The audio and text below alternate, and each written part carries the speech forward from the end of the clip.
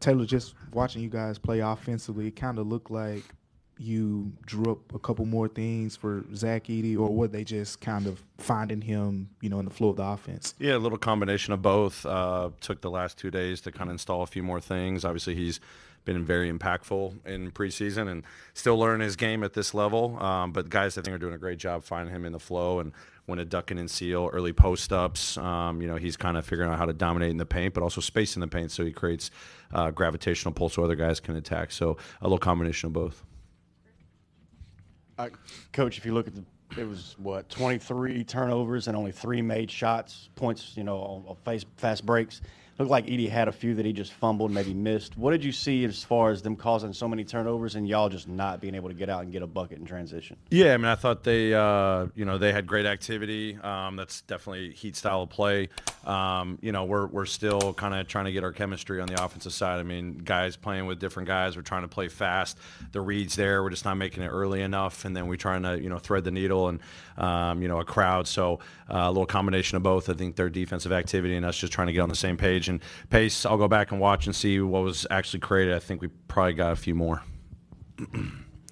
All right. Taylor, how important is that second unit, that depth, going to be? I know you got some guys still out and some guys that aren't ready to get back yet, but how much are you going to have to rely on those guys to really produce night in and night out? Yeah, I mean, production's going to come in a lot of different ways. I mean, we'll see what our lineups and rotations look like, but those guys got to be ready and make an impact on both sides of the floor. It's with the pace that we want to play. Those guys got to be guys that set a tone with how they run. I thought they were a little, they struggled a little bit there in the first quarter. They got a little bit better in that second quarter stint.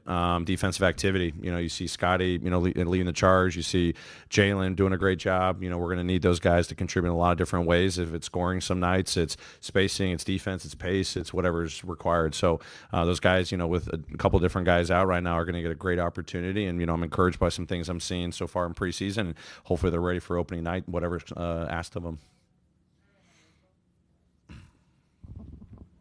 Is there a difference between running plays and then playing under your principles? And can you kind of describe maybe if there is a difference there and what that is like? Yeah, sure. I mean, we definitely got to have our called plays. We're trying to lean into mostly like how are we creating advantage, how are we finding space. We may call a play and the defense gives us something else. They afford us a reject or a drive or a back door, and we don't even have to run the play. Don't run the play just to run the play. So really trying to kind of just recalibrate how we just think about our offense.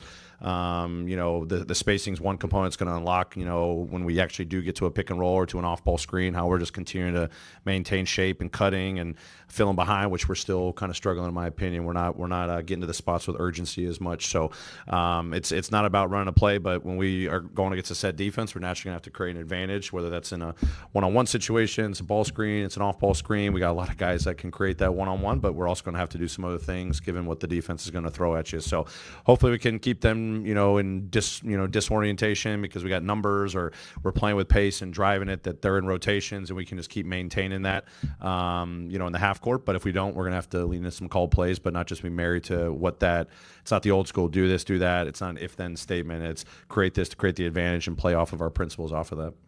Coach, just up the back here, that puts a wrap on the preseason. What are your biggest positive takeaways and the things that you really want to see changed and improved upon before the season opener? Yeah, I mean, I think definitely far from where we were, day one in training camp. I thought, our guys embracing the style of play, the principles that we've been emphasizing. The guys are really embracing it. It's not perfect every single night. We know this isn't going to be an overnight switch. It's a new philosophy, and I think these guys are really enjoying it. They're seeing the benefits, whether it's in practice games, film.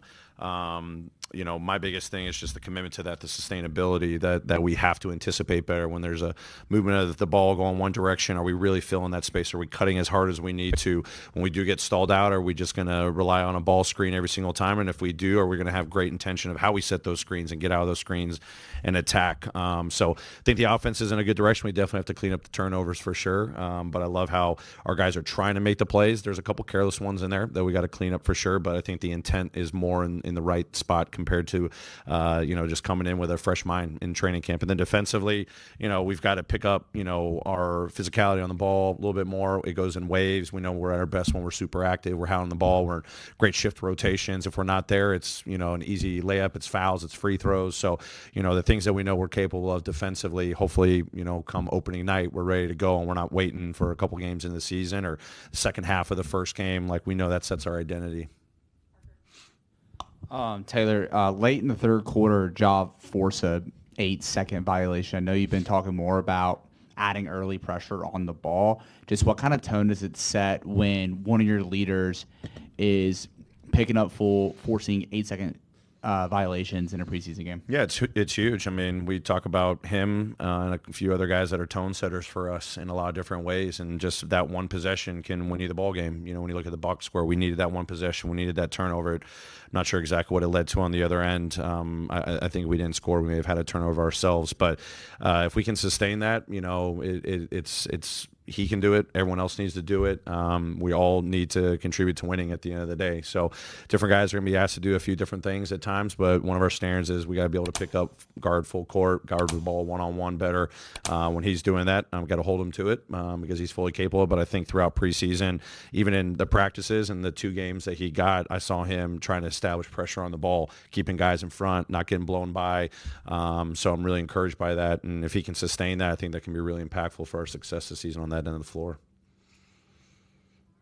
Great. Thanks, everyone. Have a good weekend.